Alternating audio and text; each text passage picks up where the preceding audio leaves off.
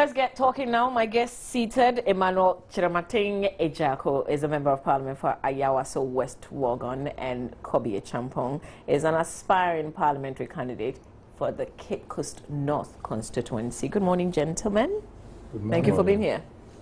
Have you gone through the vetting process? Yes, okay. that has taken place already. Okay, so how did yours go? Well, I barely spent 10 minutes there. Yeah. Because, Okay. I mean, I've been a deputy minister before. I've gone through the most tightest of vettings, even in the house itself. So, I mean, there was nothing new to talk about. So you're And winning? It was good. Yes, I'm definitely winning. Okay, all right. We wish you the best. Thank you. The High Court has dismissed a case brought by 14 circuit judges and magistrates to stop disciplinary proceedings against them. The 14 lower court judges had argued that disciplinary proceedings initiated by the Judicial Council were instituted in breach of the constituency. They are part of some 22 lower court judges caught on video allegedly taking bribes to prevent justice. In a related development, embattled High Court Judge Justice Paul Derry has petitioned the Chief Justice on the dismissal of the contempt charges he brought against journalist Aremiyaw Anas and some 4 others. He says the ruling given by the Court of Appeal Judge Justice Gertrude Tokonu was in violation of his right to be heard. We're talking about this issue. We'll discuss the Nagrat issue as well. One more, hopefully, before we wrap up. But I just want your initial thoughts on how this whole Anas investigative piece is rolling out, where a lot of fallouts coming out of that. Mr. Champon, I'll start with you. Well, thank you. I have said somewhere else that this revelation by Anas is definitely earth-shaking. I mean, the number and the magnitude of the things that we've seen, especially those who've watched. Have you watched it? Just a little bit of it. Okay. Yes. It's such that it is a clarion call for the nation to basically begin to look at a number of things with our judiciary carefully.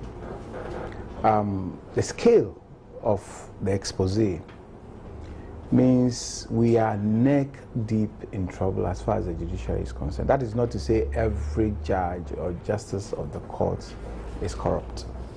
But what we have seen gives us room to basically do an introspection on a number of things so that we can clean up. You know, I have a basic understanding of the court system.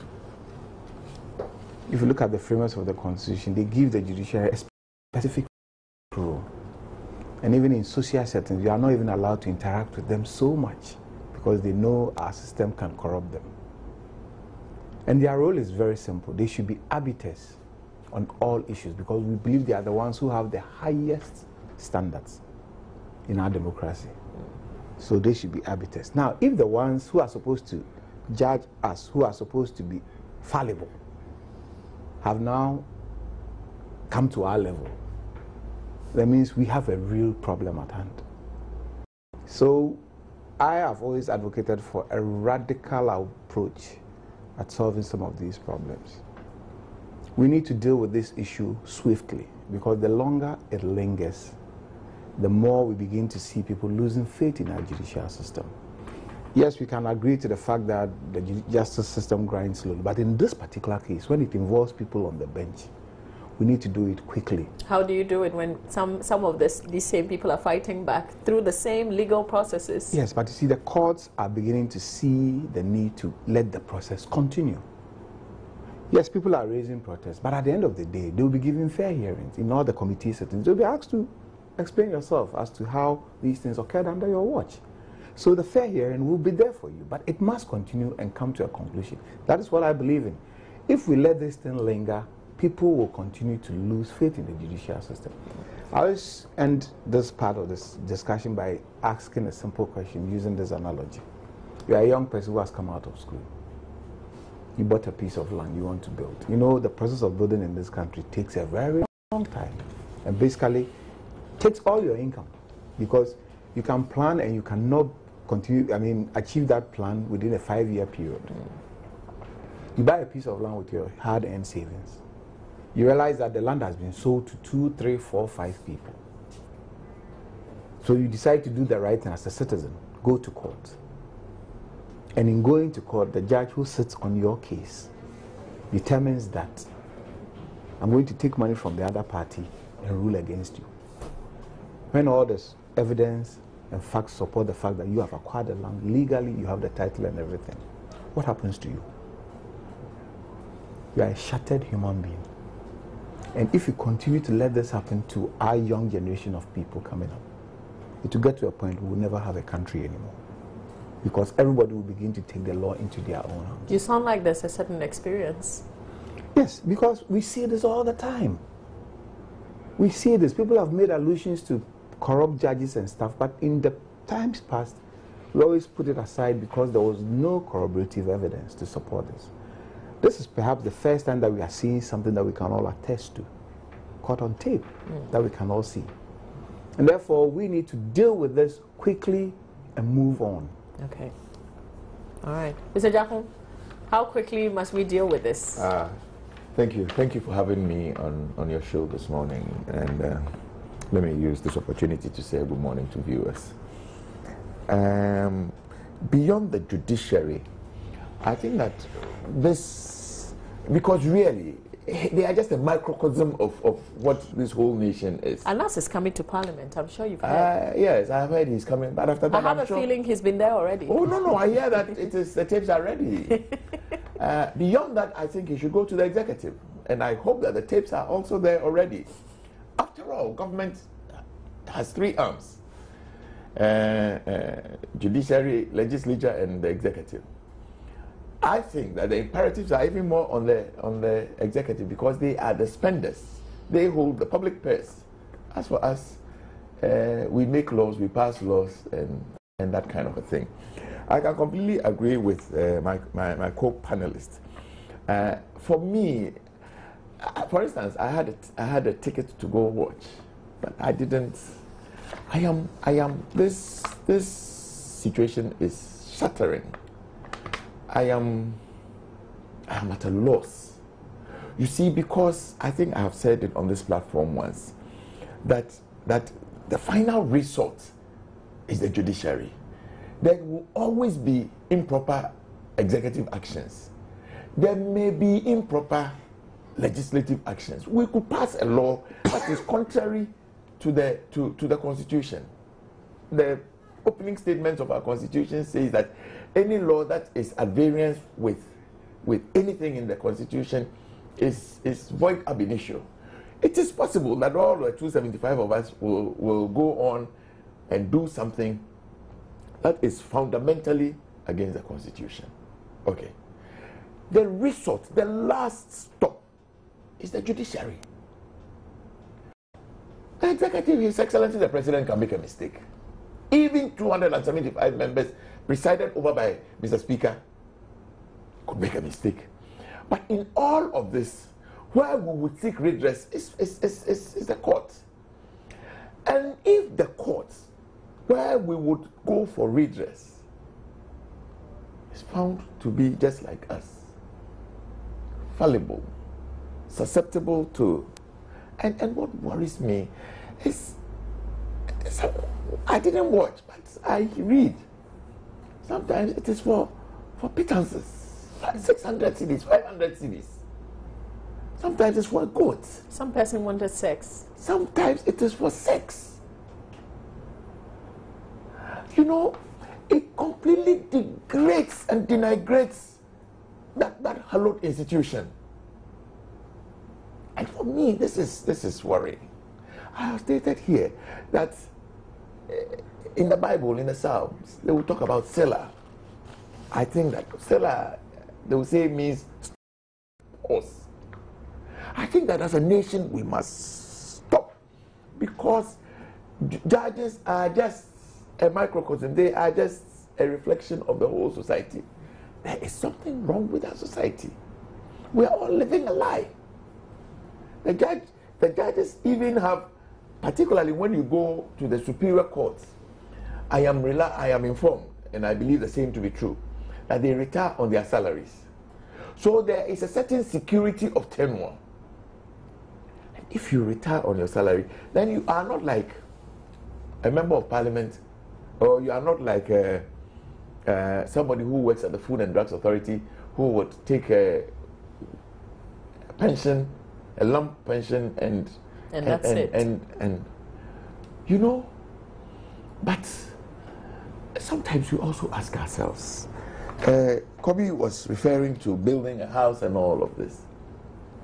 In this country, a judge may earn 3,000 or 4,000. Out of that, he's supposed to build a house. He's supposed to buy a car. He's supposed to take care of his children through school. Isn't that what we all do? This is exactly what, this is my point exactly. Between you and me, we all know that the 3,000 is not enough. And when there's a harvest, he will be called to be the chairman. Something is wrong with the polity, and all of us are pretending that it is okay. It happens with us as MPs. I was just telling him, oh, you want to come into this? Ultimately, when you do the financial cost-benefit analysis, you have you regretted going there? I do this out of passion. I do this. I come from a family of politicians, and I do this out of passion. So what, are you breaking even, or you're making losses? I am making losses.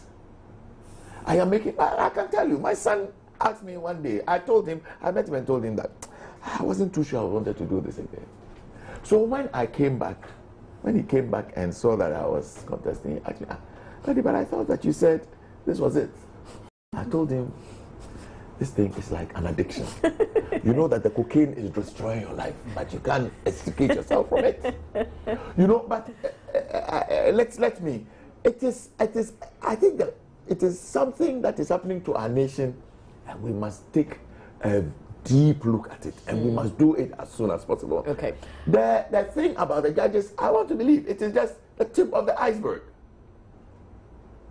I want to believe it is only the tip of the iceberg. What does it mean? That there's worse happening even with just the judiciary? I am informed that there are about 350 judges and magistrates.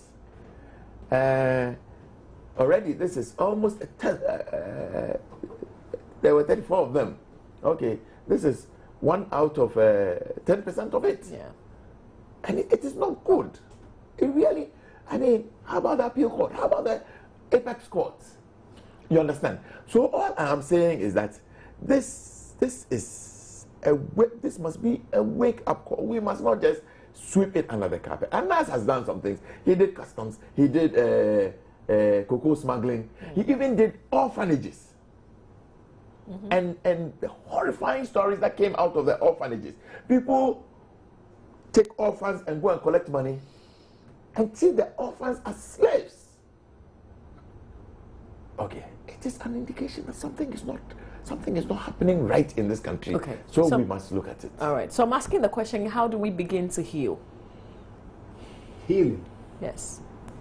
I strongly think healing only will begin if people are given a fair hearing and conclusions are drawn. And if there is punishment to be prescribed, it is prescribed and it is enforced. Shouldn't they be quiet, like some of the judges trying to fight back? Shouldn't they just give up? Or give in? It's more of an individual approach. But the weight of the evidence that is coming out would always submerge their cries. You see, the critical argument they keep raising is that they need fair hearing. The committee that has been by the Chief Justice will give you fair hearing. So what is the point in taking all these legal steps to block people from don't watch this and all those things? Those do not inure to us as a country because it doesn't help us to heal. The country now needs closure. Closure in terms of the fact that a hearing has been conducted, people have been pronounced guilty, penalties or punishments have been subscribed, and they are being enforced. Then people will sit back and say, finally, we've got something done. But what would satisfy us in terms of punishment?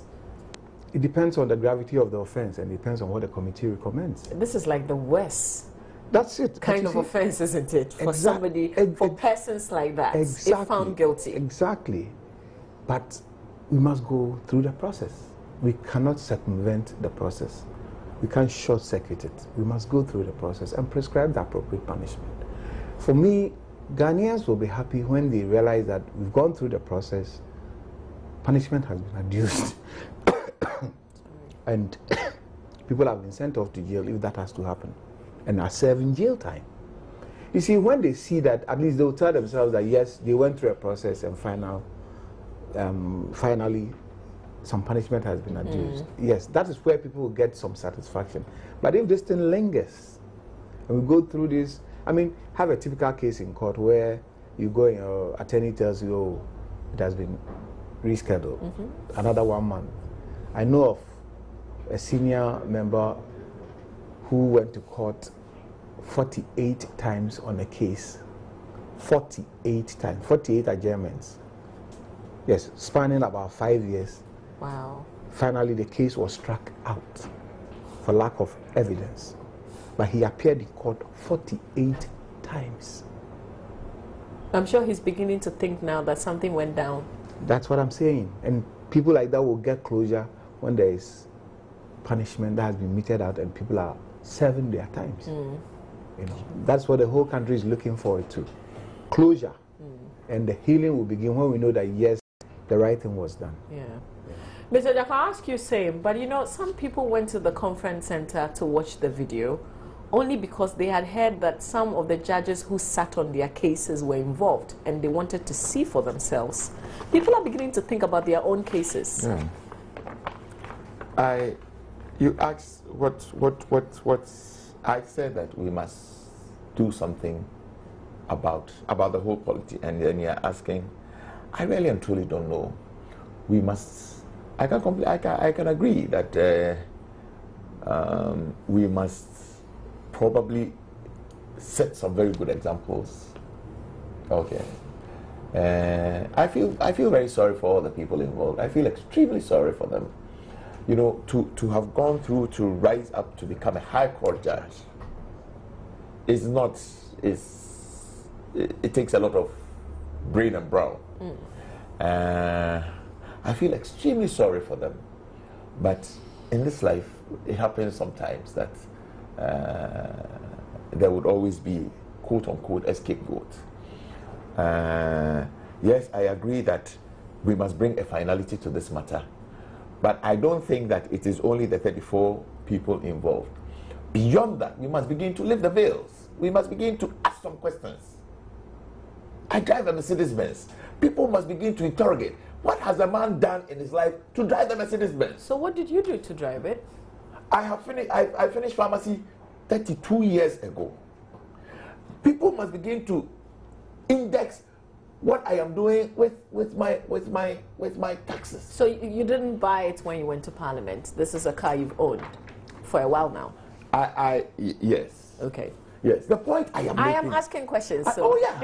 I am not afraid because of you said people should begin to interrogate. Yes. You see, in this country, all of a sudden from nowhere, they say that this man.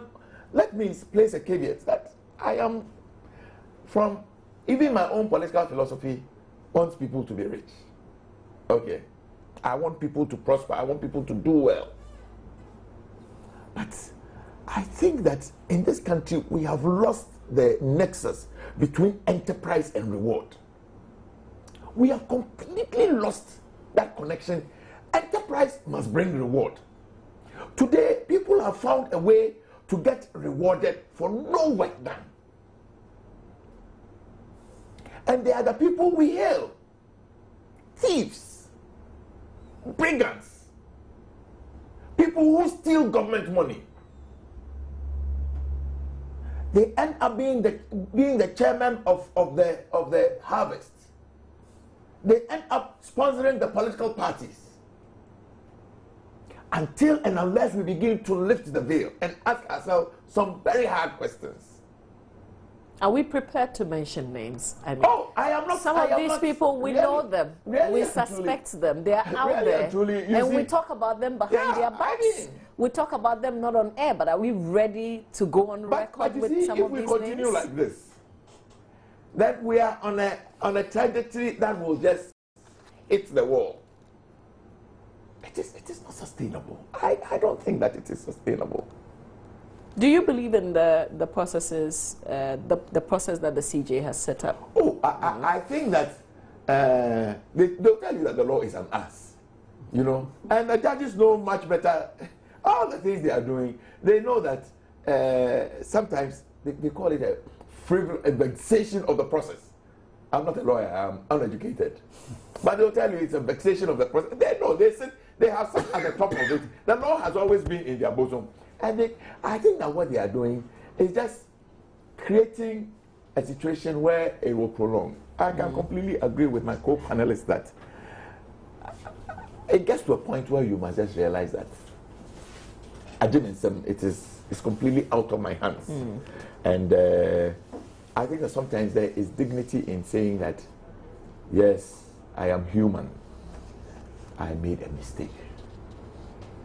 I have let this nation down. I have let myself down. I have let my family down. I think that you will be a lot more respected if you do that. That is my very personal view.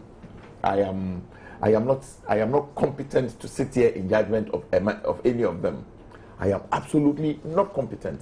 But my considered view is that they are just abusing the process, and the law gives some space to do this. What they are challenging is their procedure. But that is the law. The law is an ass. You can sometimes do things with the procedure and try to completely avoid justice. Or I think I heard that the chairman of the National Peace Council, the president of the Methodist Church, stated very clearly that these people must not be allowed to use technicalities to get off the hook. You know, when Flight Lieutenant Jerry John Rawlins burst on the scene in 79 and in 80, is it 81 or 82? It was the same when they wanted to do the public tribunal. That was the same thing. They said that people use technicalities to get off the law, so that is why they were establishing the public tribunals. It is always there, but I think that frankly, I think that these are personal choices people must make. That it gets to a point where you must just admit that it is out of my hands. Finally, on this matter, should we begin to look at the processes of getting these people to occupy the positions in the first place? How we get them? You see, I've had that school of thought that the process of selecting these judges should be looked at. I might agree in part, and I agree because fundamentally there's a basic qualification. If the person meets that qualification, are you able to judge whether the person will be a corrupt judge or not? You cannot. But you see, the catch is human beings are dynamic. We are not static. When you put a stone down, the stone won't change. It won't do anything. It won't move until somebody moves it. But human beings move. They change. You might not be corrupt from the beginning. You might be the most upright person. But down the line, something triggers and you go the other way. Yeah. It is all a question of your moral suasion. How you see morality. Even though we don't legislate morality, it's an individual thing. You understand? It's an individual thing. Your ability to discern between what is right and what is wrong. It comes from your fundamental upbringing. You know, when we are growing up, our mothers and fathers teach us a whole lot. Sometimes we don't pay attention to it until we grow, we get into a situation, then realize, oh, dad said this, mom said this. And then it begins to ring a bell. The question is, even though mom said this, dad said this, at that stage in your life, what are you doing about it? Are you going by what mom said, what dad said, or you think you've come of age and therefore you also know better than what they said? All depends on you as an individual at a material time. And therefore, looking at the issue of examining who becomes a judge, for me, has more to do with the individual upbringing. Let me give you an example. When you are commissioned a soldier in Israel, okay, when you come out, they have a grueling 120 miles walk that you do as a unit. You hold each other and walk 120 miles. Knapsack, guns, everything. You do 120 miles. When you are done, they take you to the Wailing Wall and then you affirm your faith that you'll be a soldier who will fight for the defense of Israel at the wall. This is Judeo-Christian principles that are being imbibed in them. You understand? And for most of it, 99% live up to those tenets.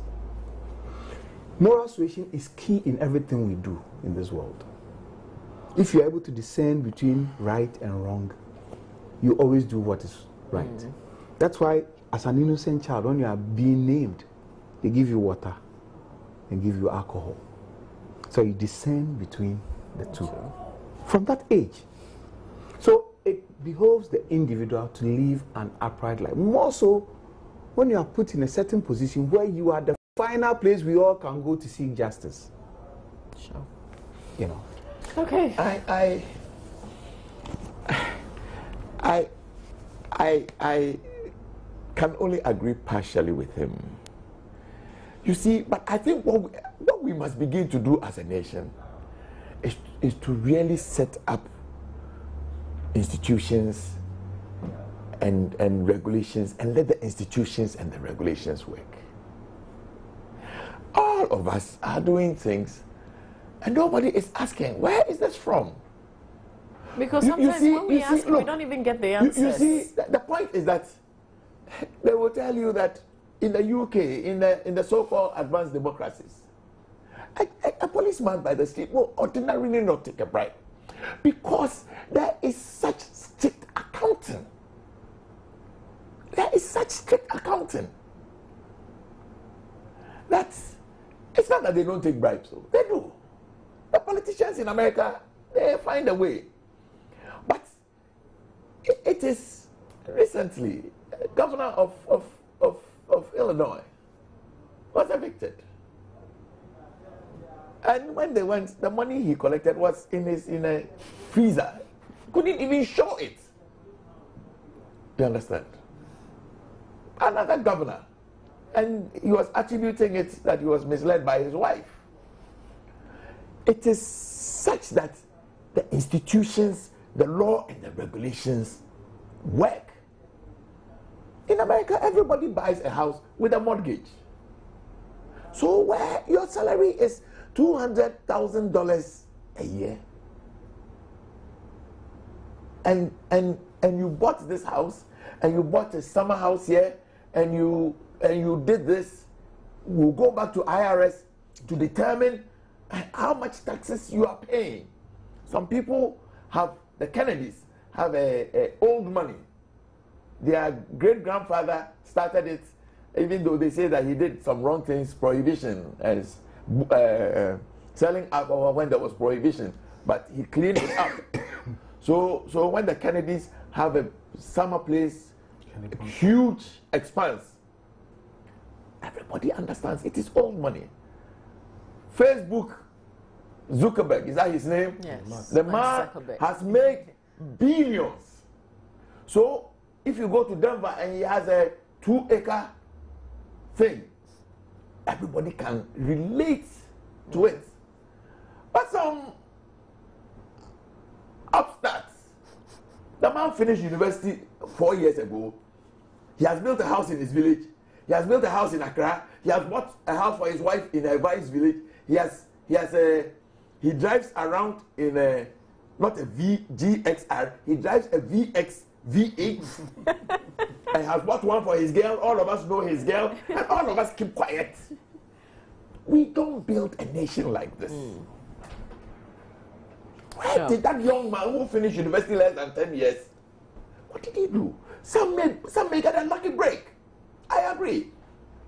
But even for us as politicians, how much does he earn? How much did he earn as a deputy minister? You understand? When we ask you, I know that you're ready to talk, but when we ask you, Kobe, for instance, would you talk? No, you don't need to ask me.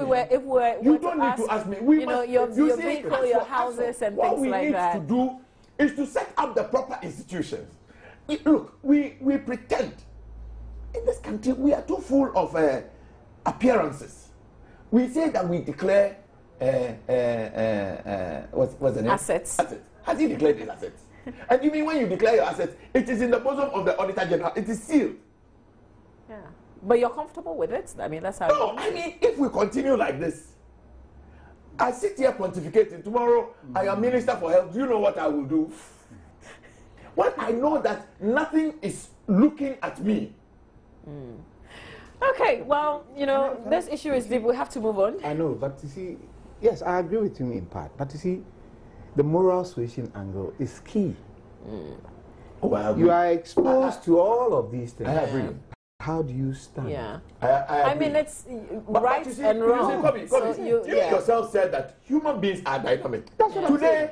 maybe it's because you are not in a good position. Tomorrow, if you get into a good But position, that's what I'm saying. You might- yeah. You must still come back to that position that, look, this thing that I'm doing, is it right? My dear brother, you are the one who said that if you put a stone here, it is there. But I think that's supported with the institutions would be perfect. Exactly. Because, you know, without... I can completely agree with you.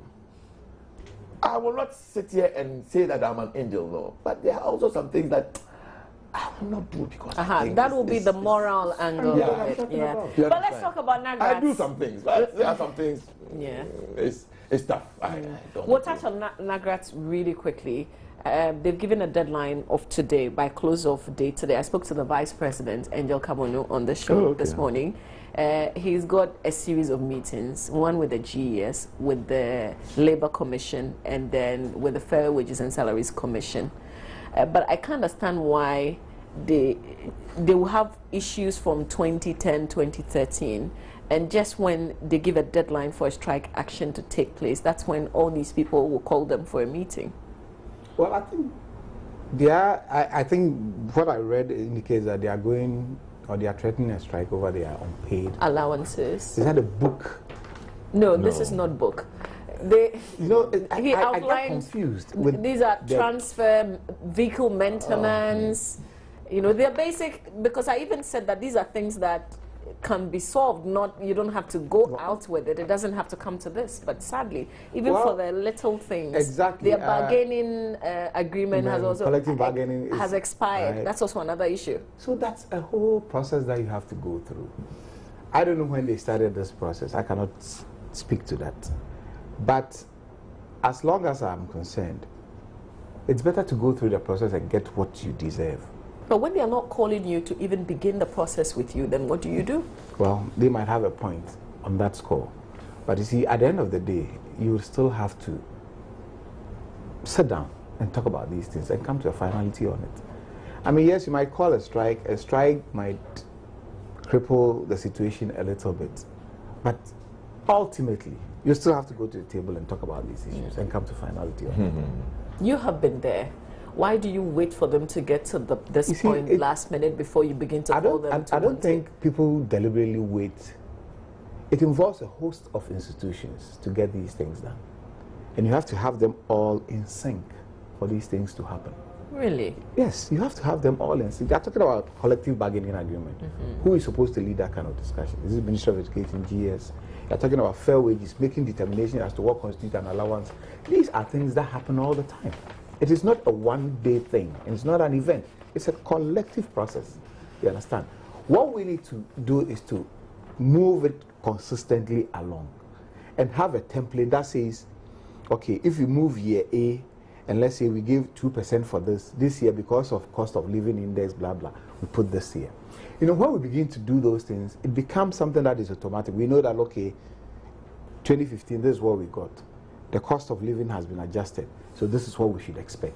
These things would give an idea of what to expect than always having to go to Labour Commission and come back. We need to have a template that makes these determinations possible.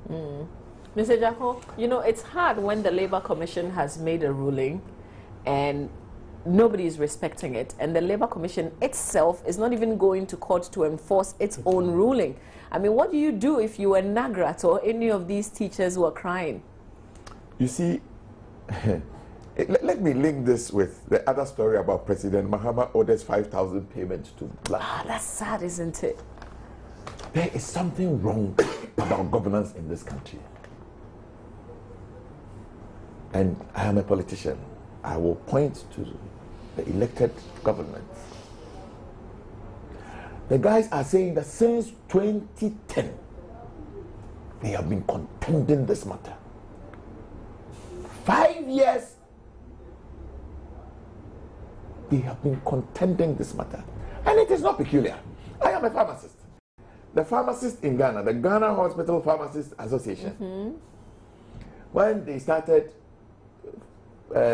single spine, they have contended on some placements. Ultimately, after 4 years, it was accepted that, oh, you are placed wrongly. We will pay you. We will have to go back and pay you. The difference. The association, when they calculated the thing, it was completely out of hand. So they said, okay, you cut off 2 years and pay us 2 years. To date. It has. But of course, I mean, I won't tickle myself. And everybody knows that this country is in the throes of an economic crisis. Anybody who does not want to admit this, I think that the president has even admitted it. We are in the middle of self-inflicted economic crisis. Self-inflicted. But some of these things are very basic. But you see, no, to the extent that this is why these things are not paid. It is not just this. Statutory funds, statutory, that the word is statutory. Statutory funds are not paid. National health insurance, the last time a payment was made was in January. Something is amiss. To the extent that these ladies will go and play a football match. And they brought us honors. They brought us amazing. And look at the way they have been treated so shabbily. Does it have to take the president to call from America to say, pay them? I'm asking a simple question. I asked for and on behalf of the people of this country. So when they were going, nobody told them that this is how much we will pay them, and they have come back and everybody is treating them as so shabbily. What has happened to governance in this country? For me, this is a poor reflection of the government we have. Poor reflection. Teachers are out. And for 5 years you haven't paid them their allowances. We can't always say that it is because there are processes. So what process is it that takes 5 years to actualize? What process is it? Wow. People finish nursing school, people finish Ghana training colleges, and for 2 years they are not paid. And then when they ask to be paid, they will say that out of the 12 months you have worked, we will only pay you. Doctors have to go and sit at the Controller and Accountant Generals before a minister will come and say, go back, we will pay you tomorrow. But in a case like this, what can Parliament do? You are representatives of the people. Yes, you are powerful. Oh no, Parliament has no power. This is what I can do. I speak for and on behalf of the people. The purse is in His Excellency President Dramani Mahama's hands.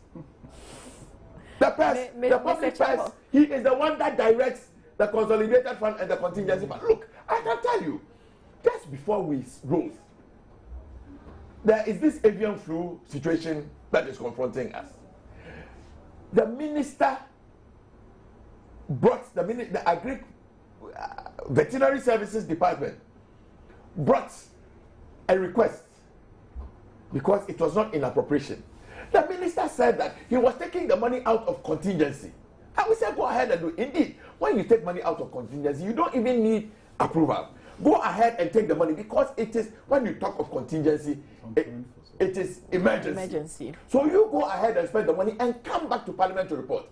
As at now, out of the 11 million, my understanding is that it is only 1 million that has gone to combat the avian flu. What are we doing? Why are we doing this to ourselves? Well, we have to wrap up on this. Mr. Cham, have you been to the Ministry of Sports? Have you worked there? No. Okay. But I'm trying to find out what the problem is with that ministry. Maybe we have to scrap it. No, not necessarily scrap it. You see, I've always had a problem with these issues coming up. I've always had a problem because I don't understand it. Look, we know all the competitions that we are going to take part from the beginning of the financial year. Respectfully, I can provide. When you look into the budget, in the budget statement, it was said that we will go for all African Games. So appropriation was made. Appropriation, I think that the salaries and things, compensation was 10 million, and there was another 19 million. I stand to be corrected. Okay. 19 million appropriated for these things. So you ask yourself, So 30 seconds for you to learn. Yes, that's what I'm saying. We know all the competitions, and we seem to always neglect the fact that we need to come to an agreement before these people embark on this competition, so that the expectations are in tandem with what they would get. Well, we leave them to go kill themselves and come back, and there's a quagmire as to how much compensation they are supposed to be given. I completely disagree. Amazing. So you think that tomorrow, if an American college offers them scholarship, they'll all leave and go and play in America and then even change citizenship? Yeah, some of them say they won't play for us any longer anyway. But I thank you for your time, gentlemen. Thank you for being here. Mr. Emmanuel Chamatingi Jacko is the MP for Ayawaso West Wagon, and Kobe Champong is aspiring parliamentary candidate for Cape Coast North. Thank you. Okay, thank you.